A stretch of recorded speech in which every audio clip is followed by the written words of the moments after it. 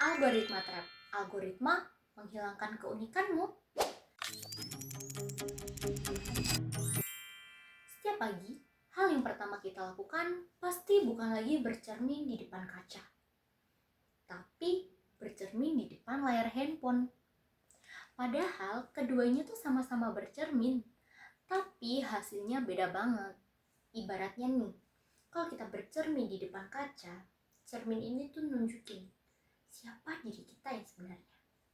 Dengan bekas jerawat yang belum memudar, lingkaran mata yang mulai menghitam, pori-pori yang melebar, dan segala ketidaksempurnaan yang itu tuh manusiawi. Nah, kalau kita bercermin di layar handphone atau cermin digital di media sosial, yang kita lihat bukan lagi diri kita yang sebenarnya, melainkan versi diri yang seharusnya aku jadikan standar nih. Di balik cermin digital itu ada sebuah algoritma pada platform TikTok, Instagram, YouTube, atau media sosial lainnya yang terus bekerja tanpa kita sadari.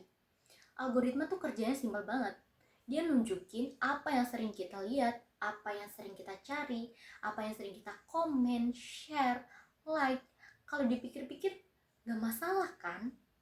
Tapi masalahnya algoritma secara gak langsung tuh ngasih tahu kita ini nih yang dianggap menarik, yang dianggap cantik, yang dianggap ganteng, keren, dan layak buat diperhatikan. Awalnya sih kita cuma jadi penonton ya, tapi lama-kelamaan bisa jadi kita ikut menyesuaikan diri dan masuk ke pola itu. Halo, aku dan selamat datang di era menjadi diri sendiri adalah jargon yang sering kita suarakan, tapi gak pernah kita lakukan. Di era ini, kita tuh kayak punya dua versi diri. Yang pertama adalah versi diri kita yang sebenarnya, dan yang kedua adalah versi diri yang layak tampil di media sosial. Masalahnya, semakin lama kita malah fokus ngejar versi diri kita yang kedua. Sampai kadang-kadang kita tuh malah lebih ngenalin versi diri kita di media sosial dibandingkan diri kita yang sebenarnya. Bahkan tanpa kita sadari, kita juga udah mulai berubah, kayak cara bicara, penampilan, sampai kebiasaan, karena kita pengen kelihatan cocok sama standar yang udah dibuat sama algoritma.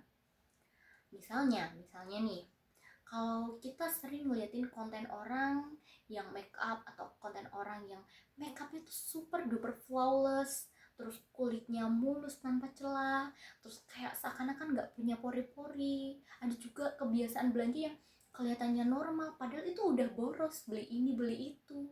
Terus ada juga nih gaya hidup yang kelihatannya semua serba baru, outfitnya serba baru, pernak-pernik aksesorisnya serba baru, terus ada juga baju yang sekali pakai terus abis itu dibuang atau entah dikemanakan, kita juga nggak tahu. Karena setiap hari kita disuguhi hal kayak gitu, lama-kelamaan otak kita tuh juga nganggap ini tuh wajar nggak sih, ini bener nggak sih. Tapi tanpa kita sadari, pelan-pelan kita nganggap itu sebagai standar, seolah-olah itulah gambaran hidup yang sebenarnya, itulah kehidupan yang seharusnya kita jalani. Kita mulai merasa kurang, mulai membandingkan diri, dan mulai terdorong untuk mengikuti pola itu. Biar apa? Biar kita kelihatan setara. Padahal yang kita lihat tuh hanya sebagian kecil dari sebuah realita kehidupan. Akhirnya, tanpa kita sadari, kita bukan cuma membandingkan diri kita sama orang yang ada di media sosial, tapi kita juga mulai harus merasa cantik biar bisa disukai banyak orang, harus tampil baru biar bisa dianggap keren, harus selalu update sama tren-tren yang ada. Kalau kita terus-terusan ngikutin standar itu, lama-lama kita malah jadi takut buat nunjukin diri kita yang sebenarnya, nunjukin diri kita yang asli, yang mungkin itu tuh gak sempurna, tapi itu justru unik. Karena setiap orang tuh punya keunikan masing-masing yang pastinya gak bisa disamakan. Kita punya latar belakang yang berbeda, cara berpikir berbeda, selera juga beda, terus jalan hidup kita juga beda-beda. Jadi wajar dong kalau hasilnya pun gak akan pernah sama. Misal,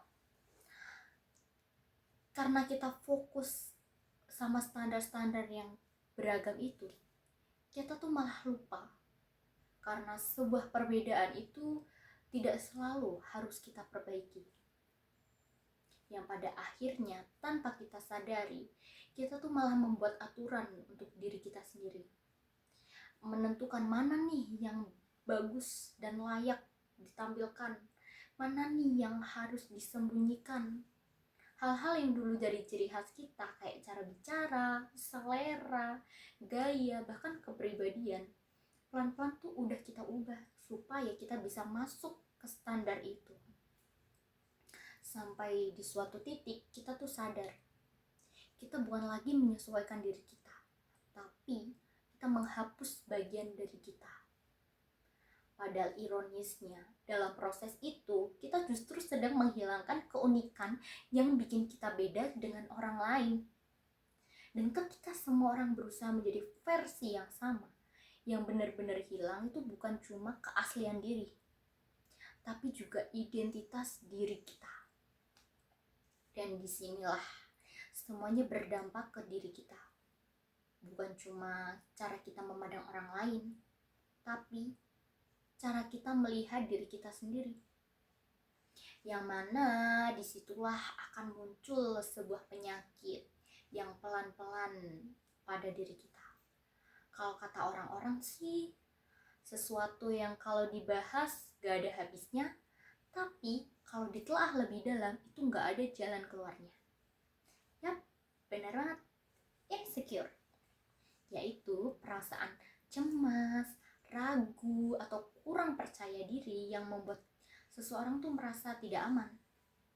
Ada teori yang menjelaskan, yaitu teori perbandingan sosial. Menjelaskan bahwa manusia tuh secara alami akan membandingkan dirinya sendiri dengan orang lain. Masalahnya di media sosial, hampir semua orang itu melakukan upward comparison atau membandingkan diri sendiri dengan orang yang kita anggap lebih baik dari kita. Nah, disitulah muncul perasaan kurang. Terus akhirnya perasaan itu berkembang jadi insecure. Awalnya sih kecil ya, cuman perasaan gak puas sama diri sendiri. Tapi karena terus-terusan kita disuguhi sama standar-standar yang sama itu tadi, perasaan itu malah semakin besar, semakin bertumbuh. Kita ngerasa kayak, aduh, wajah ini kok kurang bagus ya, kurang cantik ya, terus hidup ini kok kurang menarik ya, atau penampilan ini kok kurang layak ya buat dilihat, atau semuanya tuh terasa kurang ya. Padahal sebelumnya itu kelihatannya biasa aja, atau bahkan kita tuh nggak sadar dengan hal itu. Dan jujur, aku juga pernah ada di posisi itu. Aku ngerasa insecure sama hidupku, aku insecure sama wajah aku. Soalnya setiap kali aku lihat di media sosial, hampir semua itu kelihatannya wajahnya mulus banget, super duper flawless banget, kayak nggak ada pori-porinya. Tekstur wajah pun kayak nggak kelihatan, super duper sempurna. Akhirnya tiap kali aku upload foto, aku selalu memperhalus wajahku biar kelihatan cantik, biar kelihatan rapi, atau biar kelihatan enak aja buat dilihat. Tapi dari situlah muncul rasa takut. Aku takut kalau orang-orang yang aku kenal di media sosial itu malah ketemu aku di dunia nyata. Terus mereka mikir, aduh, kok ternyata beda ya sama yang ada di media sosial. Padahal kalau dipikir, tekstur wajah, pori-pori itu tuh normal. Semua orang juga punya. Tapi karena kita kebiasaan ngeliatin hal-hal yang sempurna, hal yang sebenarnya biasa itu bisa jadi kurang. Yang sering kita gak sadari, insecure ini juga bikin kita masuk ke sebuah lingkaran yang sulit buat keluar. Karena saat kita merasa kurang, kita tuh pengen memperbaiki diri. Tapi biasanya cara memperbaiki dirinya itulah yang salah. Kita malah fokus sama hal-hal yang kelihatan, kayak penampilan, barang, terus tempat yang dikunjungin, sampai akhirnya muncullah kebiasaan konsumtif seperti beli baju cuman sekali pakai, terus ngikutin tren biar gak ketinggalan, terus ngerasa harus selalu punya yang baru supaya biar dianggap relevan. Bahkan kadang-kadang tuh kita beli sesuatu bukan karena kita butuh, tapi karena kita ngerasa aja kalau nggak kita beli kayak ada yang kurang gitu. Nah, di sinilah algoritma itu diuntungkan. Semakin kita insecure, semakin kita cari konten yang kita anggap buat memperbaiki diri. Padahal disitulah kita semakin terpapar sama standar-standar media sosial yang buat kita semakin merasa kurang, semakin insecure. Disitulah siklusnya muter. Maka penting banget buat diri kita sadari, karena semua yang kita lihat itu nggak semuanya harus kita kejar. Ayo belajar cukup sama apa yang kita punya, apa yang kita miliki. Belajar nyaman sama diri kita sendiri, dan belajar bedain mana nih yang benar-benar keinginanku, mana yang harus aku lakukan karena aku ngikutin standar yang ada. Kita harus bedain dan harus melakukan sesuai apa yang kita inginkan. Karena kalau kita terus-terusan hidup di standar orang lain, kita tuh gak akan pernah ngerasa cukup, gak akan pernah ngerasa puas. Selalu ada yang lebih dari kita, selalu ada yang terlihat baik dari kita. Karena sejatinya di atas langit itu pasti ada langit. Jadi di tengah semua standar, tren, dan tekanan yang terus berubah ini, mungkin yang paling penting itu bukan bagaimana kita terlihat di mata orang lain, tapi bagaimana kita mengenali diri kita sendiri. Karena cepat atau lambat, semua tren akan lewat, semua standar akan berganti.